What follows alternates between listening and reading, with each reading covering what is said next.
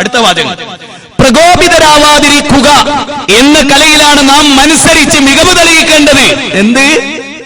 പ്രകോപിതരാവാതിരിക്കുക എന്ന കലയിൽ.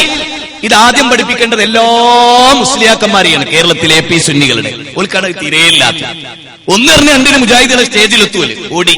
സ്റ്റേജ് നമ്മളതാണെങ്കിലും ഓല് കിട്ടിയ പോലെയാണ് ഭാവം. മൈക്ക് വേണം, ഇപ്പൊ വയലറിയണം എന്ന്. ഇത് കാന്തപുരം ഉസ്താദ് പറഞ്ഞ പ്രകോപിതരാവാതിരിക്കുക എന്ന കല, അത് ഏറ്റവും നല്ലോണം ശീലിച്ചവരാണ് മുജാഹിദുകൾ. ഞങ്ങൾക്ക് ഒരു സ്ഥലത്ത് ഒരു പ്രകോപനവുമില്ല. ഇന്ന് വരെ കേരളത്തിലെ ഒരു പ്രസ്ഥാനത്തിന്റെ സ്റ്റേജിലും ഞങ്ങൾ കൂക്കുണ്ടാക്കിയിട്ടില്ല, ബഹളം ഉണ്ടാക്കിയിട്ടില്ല. എന്തുകൊണ്ടുണ്ടാക്കിയിട്ടില്ല? ഗൗരവമാണ്. വിശുദ്ധ ഖുർആൻ പറഞ്ഞു, ഖുർആൻ ഓതി പ്രസംഗിക്കുമ്പോ കൂക്കുന്ന ബഹളം ഉണ്ടാകാത്തിന്റെ സ്വഭാവത്തെ പറ്റി പറഞ്ഞു ഖുർആൻ. വഖാലല്ലദീന കഫറൂ ലാ തസ്മഉ ലിഹാദൽ ഖുർആനി. നമുക്ക് വിശുദ്ധ ഖുർആൻ പറയാം. വഖാലല്ലദീന കഫറൂ, മക്കത്തെ പ്രവാചകൻ ഖുർആൻ ഓതുമ്പോ കാഫിറുകളായ സത്യനിഷേധികളായ ആളുകൾ പറഞ്ഞു, നിങ്ങൾ ഖുർആൻ ഓതുമ്പോ കൂക്കിക്കോളൂ, ബഹളമുണ്ടാക്കിക്കോളൂ, നിങ്ങൾക്ക് ജയിക്കാം. ഖുർആനിലുള്ള ഒരു ആയത്താണ്, 41-ാം അധ്യായം സൂറത്ത് ഫുസ്സിലത്ത് ഹാമീം സജദ 26-ാമത്തെ വാക്ക്. കോഴിക്കോട് ജില്ലയിലെ ഈങ്ങാപ്പുഴയിൽ ഞാൻ ആയത്തോതി പ്രസംഗിച്ചുകൊണ്ടിരിക്കുമ്പോ അവിടുത്തെ സുന്നികൾ കൂക്കി. ഞാൻ അവരോട് ചോദിച്ചു, നിങ്ങൾ കാഫിറുകളാണോ? നിങ്ങൾ കാഫിറുകളാണോ? നിങ്ങൾ അബൂജഹലിന്റെ പാർട്ടിക്കാരാണോ? നിങ്ങൾ കണ്ടിട്ടുണ്ടോ കേരളത്തിന്റെ ചരിത്രത്തിലോ കർണാടകയുടെ ചരിത്രത്തിലോ മുസ്ലിങ്ങൾ ഖുർആൻ ഓതുന്നിടത്ത് RSS, ബജ്രംദൾ, BJP, ശിവസേന ഇവർ കൂക്കുന്നത് നിങ്ങൾ കണ്ടിട്ടുണ്ടോ? ഇല്ല.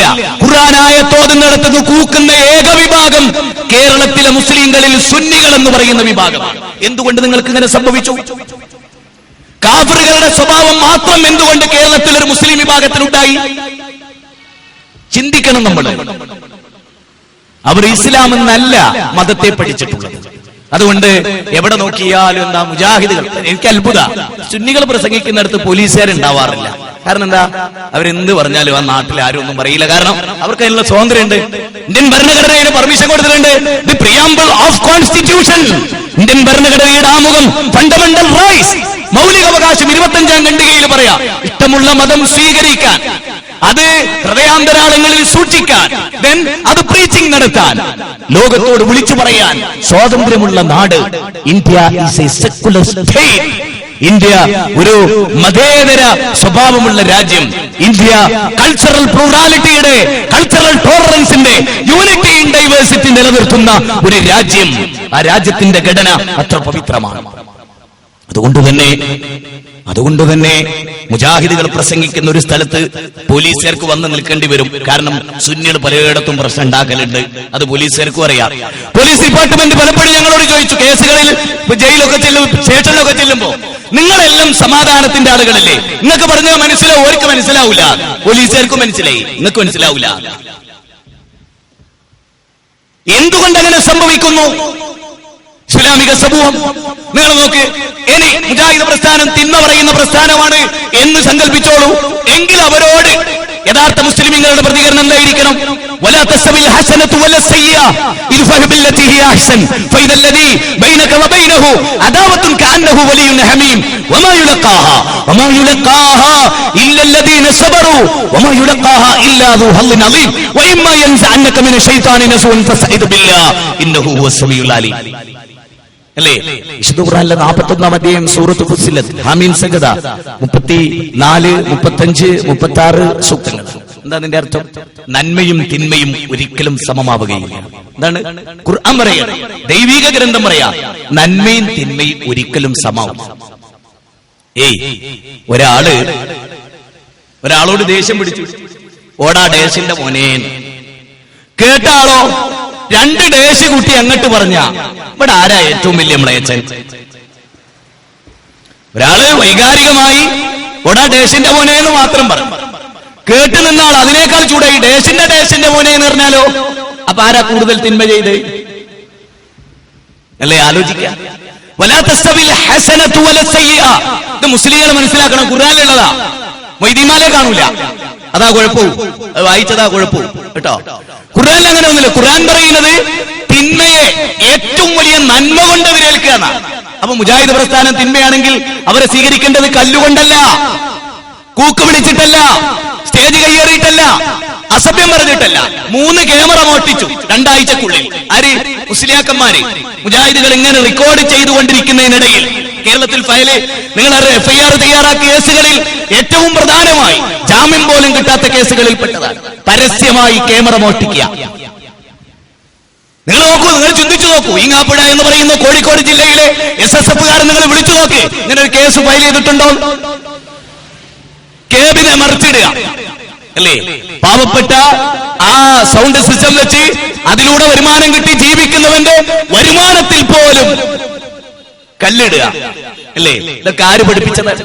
വലാ തസ്തവിൽ ഹസനതു വലാ സയ്യിഅ ഇദ്ഫഅ ബില്ലതി ഹിയ അഹ്സൻ. തിന്മയെ നന്മ കൊണ്ട് പ്രതിരോധിക്കാൻ പറഞ്ഞു.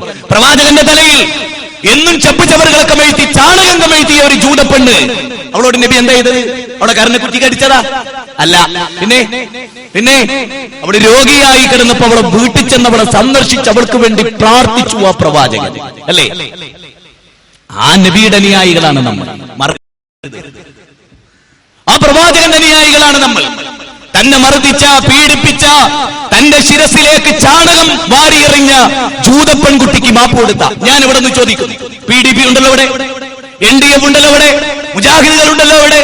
നമ്മുടെ നേതാക്കന്മാരിൽ ഒരാളെ, ഉദാഹരണത്തിന് PDP-യുടെ ചെയർമാൻ ഒരു നാട്ടിലേക്ക് നടന്നു പോകുമ്പോ ഏതെങ്കിലും ഒരു മതത്തിൽപ്പെട്ടവൻ ഒരു ദിവസം ചാണകം വലിച്ചെറിഞ്ഞാൽ ക്ഷമിക്കാൻ കഴിയുമോ? PDP-ക്കാരാ നിനക്ക്? എങ്കിൽ നീ നബിയുടെ അനുയായിയാണ്. ക്ഷമിക്കാൻ കഴിയുമോ? ISM-കാരാ നിനക്ക്? ഇന്ത്യൻ യൂണിയൻ മുസ്ലിം ലീഗിന്റെ സംസ്ഥാന പ്രസിഡന്റ് പാണക്കാട് തങ്ങളുടെ ശുഭ്രവസ്ത്രത്തിലേക്ക് ഒരാൾ കാട്ടം വാരി എറിഞ്ഞാൽ ക്ഷമിക്കാൻ കഴിയുമോ ലീഗുകാർക്ക്? CPM-ന്റെ സംസ്ഥാന സെക്രട്ടറി പിണറായി വിജയന്റെ കഴുത്തിലേക്ക് ചാണകം വാരി വലിച്ചെറിഞ്ഞാൽ ക്ഷമിക്കാൻ കഴിയുമോ CPM-കാരന്? സാധിക്കും. ലാൽകൃഷ്ണ അദ്വാനിയുടെയും വിനയ് കത്യാറിന്റെയും അശോക സിംഗാളിന്റെയും ഉമാഭാരതിയുടെയും ശരീരത്തിലേക്ക് കാട്ടം വാരി ഒരുത്തനെറിഞ്ഞാൽ ഒരു ദിവസം പോയിട്ട് ഒരു നിമിഷം ക്ഷമിക്കാൻ കഴിയുമോ?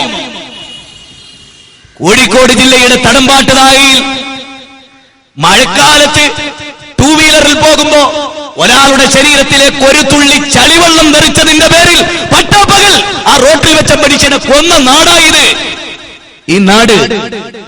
അങ്ങനെയുള്ള ഒരു ലോകത്ത് മുഹമ്മദ് നബിയുടെ ശിരസിൽ എന്നും ചാണകം കമഴ്ത്തിയ ഒരു പെൺകുട്ടിയോട് നീ എന്താ അത് ചെയ്തതെന്ന് ചോദിക്കാത്ത ലോകാചാര്യന് തുല്യം ഒരാചാര്യനെവിടെ? ആ നേതാവ് ഈ പെൺകുട്ടി രോഗിയായി കിടന്നപ്പോ രക്ഷപ്പെട്ടു, നന്നായി എന്നല്ല, അവളെവിടെ, അവൾക്ക് എന്ത് സംഭവിച്ചു എന്ന് ചെന്ന് അവളെ അന്വേഷിച്ച് അവൾക്ക് വേണ്ടി പ്രാർത്ഥിച്ച വിശാല ഹൃദയത്തിന്റെ ഉടമയായ മുഹമ്മദ് നബിയുടെ അനുയായികൾ